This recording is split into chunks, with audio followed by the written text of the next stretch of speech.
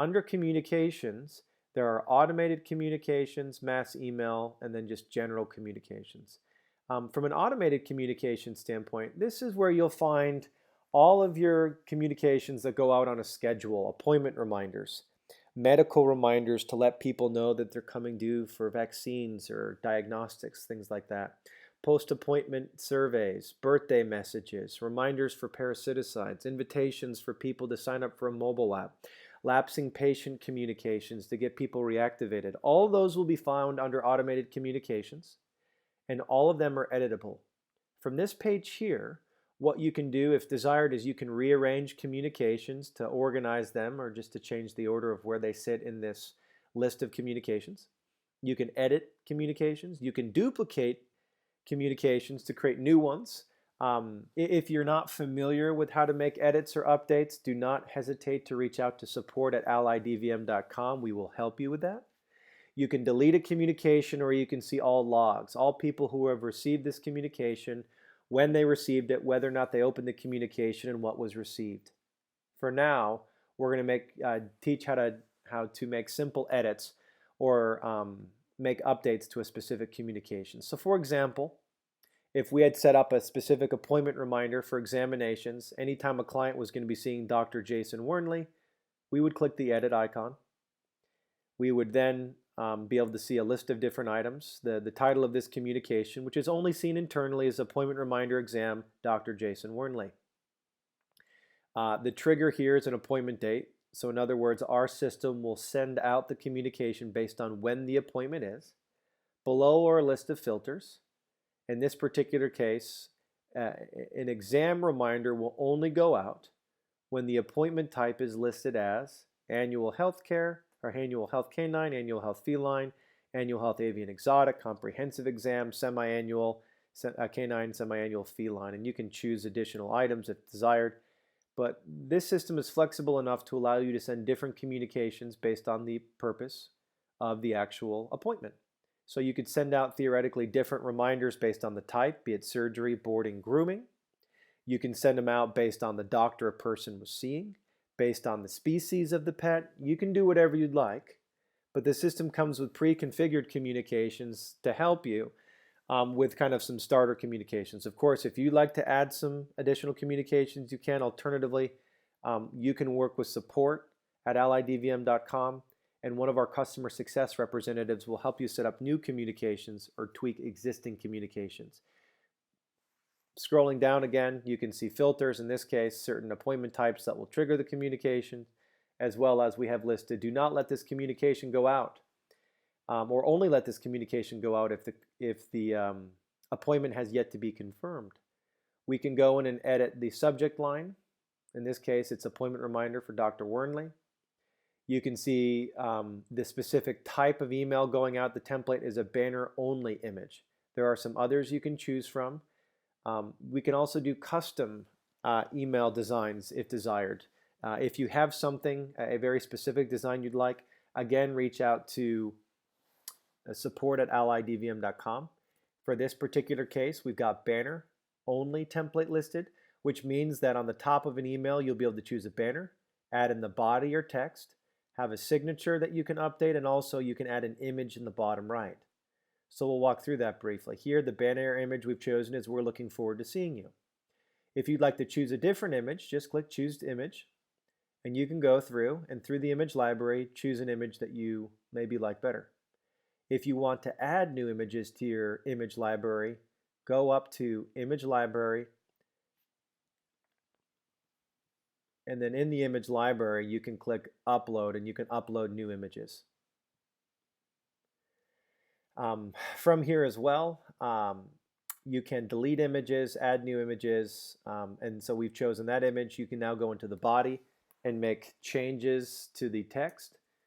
Please also remember to bring a stool sample to your next appointment.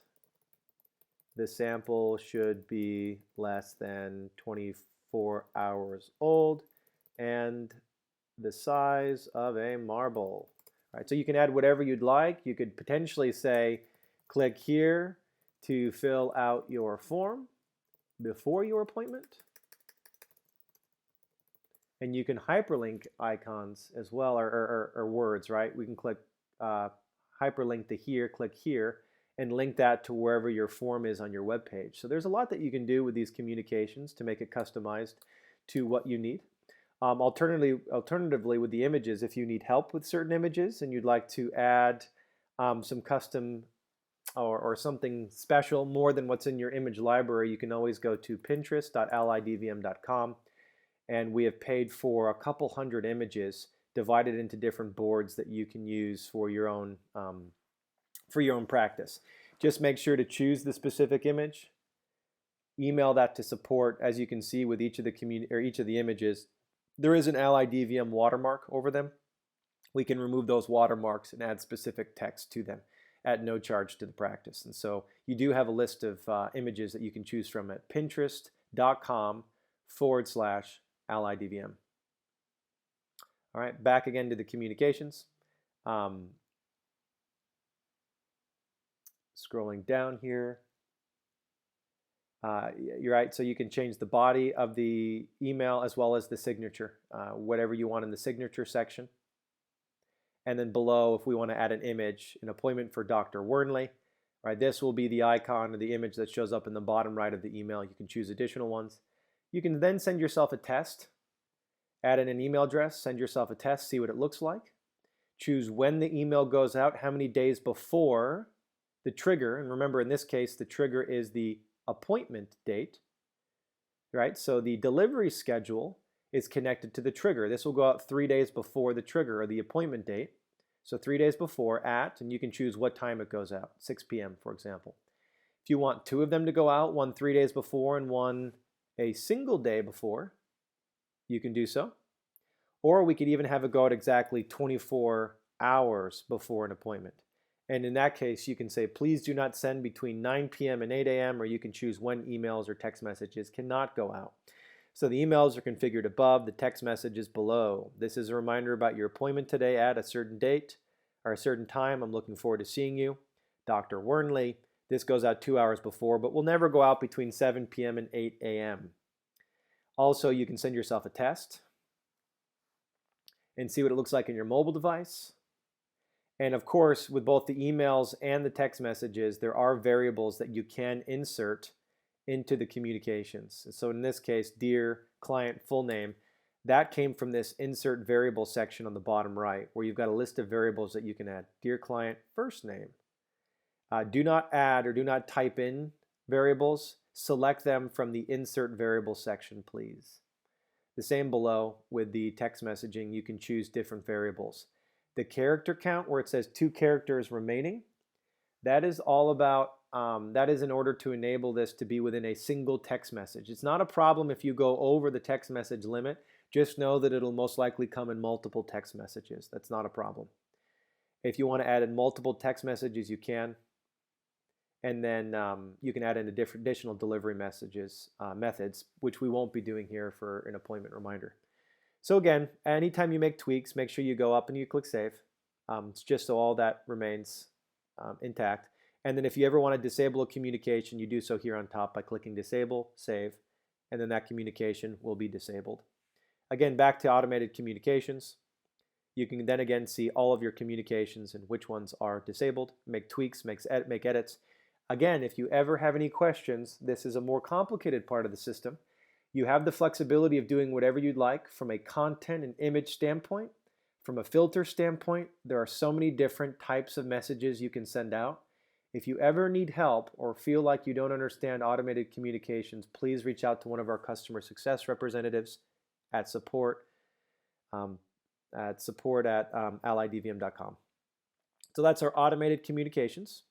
We also have mass emails where you can decide to send out communications on related to whatever you want. We can add a new communication, have any name you want associated with a mass email, choose to whom the email goes, choose subject lines, choose templates, and you can create any type of mass communications that you want. So maybe this is a dental email that you'd only like to go out to a certain group of pet owners, and maybe it happens to be dogs and cats, so we'll choose species, canine, and feline. Click OK. Maybe we want it to only go out to certain pets at a certain pet age. So we click pet age, and we're going to say older than 3 years, because this is going to be a dental email. It's dental month. We're going to choose a template. Maybe it's just a banner only image. Let's choose an image, and maybe it's going to be an image of a dog and cat with toothbrushes. We can insert a variable, client first name. Great news. It's dental month, ... Add in whatever you'd like. Have a signature with warm regards. Ally Animal Hospital with anything else you'd like below. If you'd like a signature image in the bottom right, like a logo, you can choose it. Click Send Test to send yourself a test email to see what it looks like. Make sure you click Save. Continuing on, we then go to Communications, Mass Email. We scroll down to this dental email, and you would just click Send in order to send the mass email out. Basic communications are mainly for practices. At this point in time, they do not have advanced communications. So if a practice is only signed up for a loyalty program, mobile app, or retention calendar, they have some basic communications they can turn on, and if they'd like, a survey and just another pet's email that's due. We won't get into that right now. So that's communications.